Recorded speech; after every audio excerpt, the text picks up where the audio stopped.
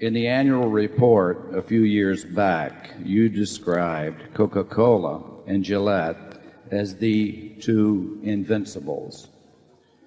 With Pepsi as a strong competitor today, do you still continue to view Coca-Cola as the invincible? Yeah, I think the term I used was inevitables, actually, but it's very close to the same thing. I think when I made that statement, I said Coca-Cola in soft drinks or Gillette in blades and razors. I mean, I did not extend them to the entire corporate portfolio, particularly in the case of Gillette, but to the blade and razor business. Gillette now has 71% by value of the blade and razor business in the world. Just think of that. I mean, 71%. Here's a product that everybody knows what it does. They know how to make, they know where it's sold. They know that it's a high margin business.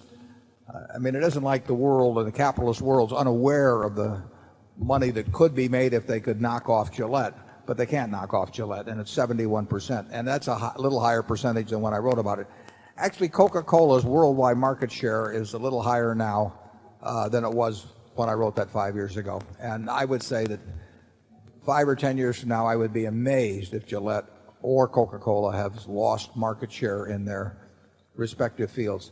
Coca-Cola sells half, roughly, of the soft drinks in the world, and soft drink consumption per capita goes up basically every year, and the per capitas go up. I mean, the capitas go up every year also. So you get these gains. Maybe they're 3% or 5% in units or 4%. It was 5% in the first quarter, but it was poorer than that. I think it was 3% last year. But when you have half the world, and the world's population is growing at a little under 2%, and you're getting 3 or 4% from something that's as pervasive as soft drinks, you're doing all right. The Coca-Cola business has done fine. People went crazy in terms of valuing some of these businesses a few years back, and I think we had some cautionary language in there generally about the valuations at which the businesses sold. But the businesses, 71% in blades and razors. That is there's some countries where it's 90. In the U.S., it's also about 70%. Those are huge market shares of something people use every day.